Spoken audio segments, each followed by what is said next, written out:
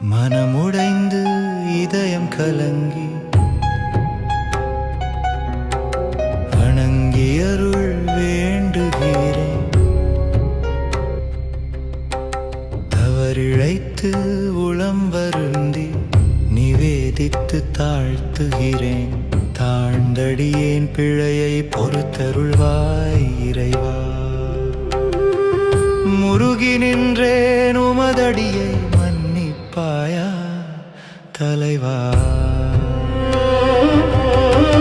வழியின்றி துயருற்று உயிர் நோகுதே, காணல் போல எனதுள்ளம் அசைவாடுதே.